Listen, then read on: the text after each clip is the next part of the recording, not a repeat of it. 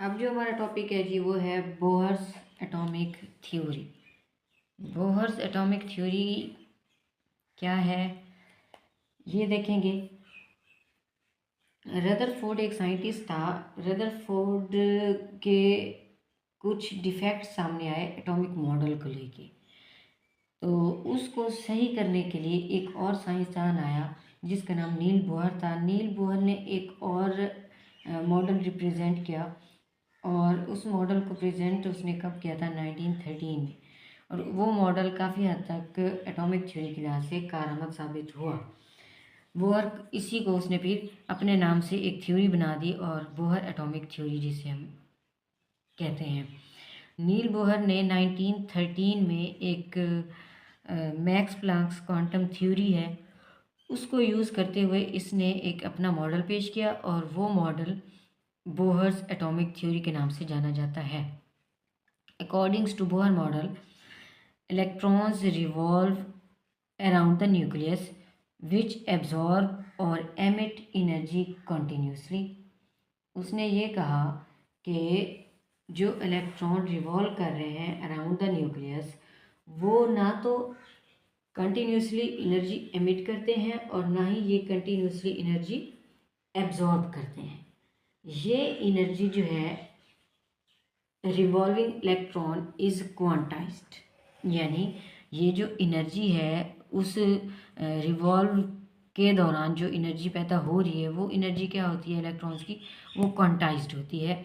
It revolve only in the orbit of fixed energy that is called energy levels, और उन energy levels को हम N से represent करते हैं जिसके वैल्यू हो सकती है 1 2 3 4 5 6 टू ऑनवर्ड एटेस्ट्रा, जितनी मर्जी हम ऊपर उसको लंबी लेते चले जाएं। ये एक डायग्राम है बोहर एटॉमिक थ्योरी की। इस डायग्राम को हम समझेंगे।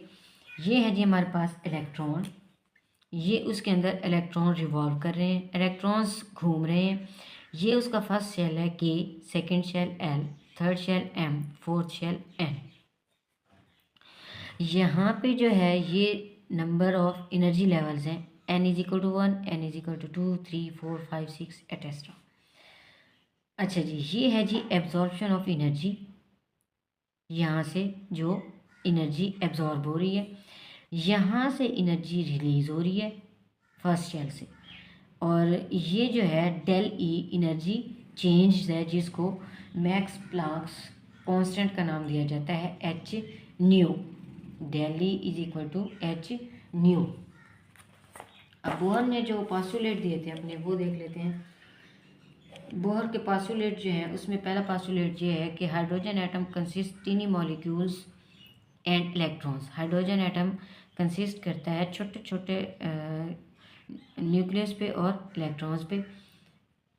Revolving in one circular orbit of radius R, वो न्यूक्लियस और इलेक्ट्रॉन्स का जो सर्कुलर ऑर्बिट का जो रेडियस है वो क्या होता है R. Each orbit has fixed energy which is quantized, यानी हर ऑर्बिट की जो एनर्जी है वो क्वांटाइज्ड है, वो फिक्स है, और उस फिक्स एनर्जी को उसने क्या नाम दिया हुआ है क्वांटाइज्ड का।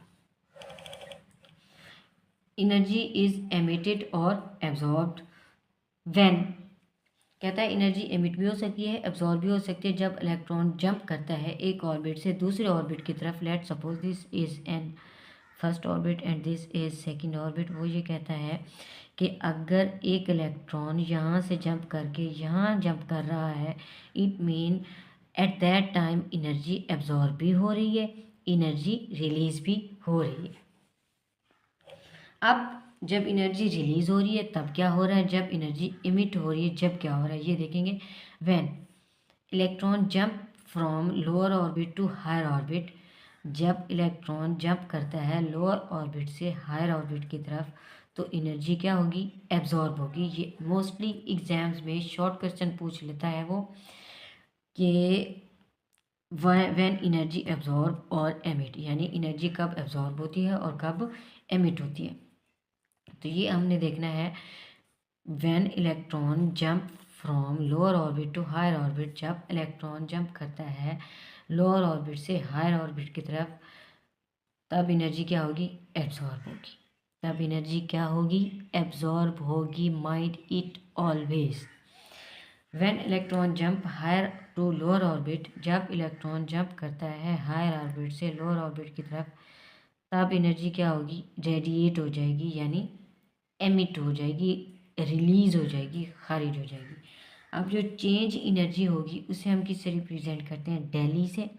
डेली क्या होगा, E2 minus E1, del E is equal to E2 minus E1 is equal to h nu, जिसे मैक्स प्लैंक कांस्टेंट का नाम दिया जाता है। अब देखें जी, एच क्या है, प्लैंक्स कांस्टेंट है, जिसकी value 6.63 multiply by 10⁻⁻34 joule second. V क्या है, फ्रीक्वेंसी ऑफ लाइट। वी क्या है, frequency of light. V is equal to frequency of light, h Planck's constant, which is value 6.63 multiplied by 10⁻⁻34 joule second. These are the units of Planck's constant. अब क्या होता है, electron can revolve, electron revolve कर सकता है, घूम सकता है orbit of fixed angular momentum, जिसे MVR के नाम से जानते हैं हम। MVR क्या है, NH/2π। MVR is equal to NH/2π। N क्या है, क्वांटम नंबर है। N क्या है, क्वांटम नंबर है।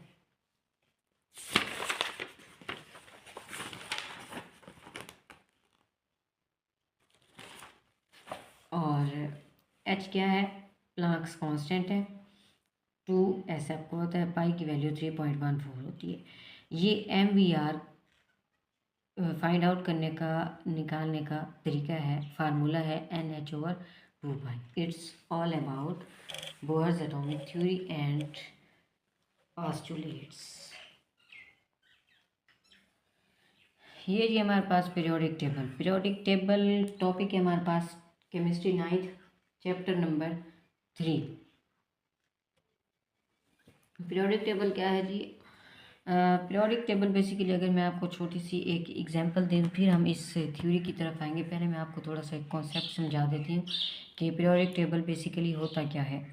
पीरियोडिक टेबल एक वो चीज़ है, ऐसे समझ लें कि एक टेबल है और उस टेबल में हमने बहुत सारे एलिमेंट्स को रखना है। ठीक है, मैं एग्जांपल देती हूँ। लेट सपोज एक स्कूल है और एक स्कूल में हमने स्कूल ले लें, एक हाई स्कूल ले लें, 1 to मैट्रिक, यानी 1 से लेकर 10 तक क्लासेस है हमारे पास, 10th तक, 1 to 10th classes in that school. अब फिर उस स्कूल की स्ट्रेंथ इतनी ज़्यादा है, लेट सपोज 1500 या 1200 तक उसकी स्ट्रेंथ है बच्चों की, स्टूडेंट्स की। अब हर क्लास में मैक्सिमम 100 या 80 तक स्ट्रेंथ रख रहे हैं। लेट सपोज उसमें जो 10th क्लास है, उस 10th क्लास की जो, या जो 9th क्लास है, उस 9th क्लास की जो स्ट्रेंथ है वो है जी 80। अब पाकिस्तान का जो एजुकेशनल सिस्टम है, या पाकिस्तान की जो फाइनेंशियली कंडीशन है, पाकिस्तान एक तरक्की याफ्ता मुल्क नहीं है, तरक्की याफ्ता कंट्री नहीं है। तो पाकिस्तान का जो रूम्स हैं उस स्कूल के, वो रूम्स इतने बड़े नहीं हैं कि एक रूम में हम पूरी 9th की 80 स्टूडेंट्स की स्ट्रेंथ को कवर अप कर सकें। तो हमने क्या करना है, फिर हम इस मामले को सुलझाने के लिए, इस मुश्किल को हल करने के लिए, इस प्रॉब्लम को सोल्यूशन निकालने के लिए हम क्या करते हैं, उसके सेक्शन बना देते हैं, 9th 1, 9th A, 9th B, 9th C, 9th D। और हर सेक्शन में फिर हमने स्टूडेंट्स को रखना है कि भाई इस सेक्शन में इतने स्टूडेंट्स, इस सेक्शन में इतने स्टूडेंट्स। सेम इसी तरह ये जो पीरियोडिक टेबल है, सेम इसी तरह से डिस्कवर किया गया है। ऐसे समझें कि एलिमेंट्स हैं जो टोटल हमारे पास, वो है 118। कितने होते हैं, 118। अब ये जो 118 एलिमेंट्स हैं, इनको किसी न किसी स्पेसिफिक जगह पे हमने रखना था, कि एटॉमिक नंबर के लिहाज से, एटॉमिक मास के लिहाज से, किसी भी लिहाज से। तो ये एक मसला बन रहा था, एक इशू बन रहा था केमिस्ट्री के साइंटिस्ट को, कि इन 118 एलिमेंट्स को कैसे रिप्रेजेंट करें, कैसे रखें, किस जगह पे रखें। उस 118 एलिमेंट्स को महफूज करने के लिए उन्होंने एक तरीका निकाला कि एक टेबल बना देते हैं। उस टेबल में हर एलिमेंट्स को उनकी एटॉमिक नंबर के लिहाज से, एटॉमिक मास के लिहाज से उसको स्पेसिफिक जगह दे देंगे। उस टेबल को उसने क्या नाम दिया? पीरियोडिक टेबल का नाम दिया। दिस बेसिकली ये एक छोटा सा कंसेप्ट है। अब चलते हैं पीरियोडिक टेबल की थ्योरी की तरफ। All known elements were arrange in the form of table. कहते हैं जितने भी एलिमेंट्स डिस्कवर हो चुके थे उनको एक टेबल में अरेंज किया गया और उस टेबल को क्या नाम दिया गया? पीरियोडिक टेबल का। लेट्स सपोज जो फर्स्ट ग्रुप है उसमें फर्स्ट टेबल जो टेबल है उसमें जो फर्स्ट ग्रुप है हाइड्रोजन, हीलियम, लिथियम, बेरिलियम, इस तरह करके। अब ग्रुप क्या होता है? अब आप पूछेंगे कि ग्रुप क्या होता है? ग्रुप क्या होता है? ग्रुप फिर उन्होंने ये कहा कि जो हम टेबल बना रहे हैं उस टेबल में जो वर्टिकल कॉलम्स हैं, यानी इस तरह columns, vertical columns of that table are called groups. Vertical columns of that table are called groups. और एक और चीज़ होती है periods. Horizontal lines were called periods. देखें जी, ये है टेबल। इस टेबल में को मैंने ये कहा कि इस टेबल में जो हॉरिजेंटल वर्टिकल कॉलम्स हैं, ये वर्टिकल कॉलम्स हैं, इनको क्या कहा? ग्रुप्स। अब एक लाइन ये भी तो है, एक लाइन ये भी तो रह गई है। इस लाइन को हॉरिजेंटल लाइन कहते हैं हम, और इस हॉरिजेंटल लाइन को क्या कहा जाता है? पीरियड्स।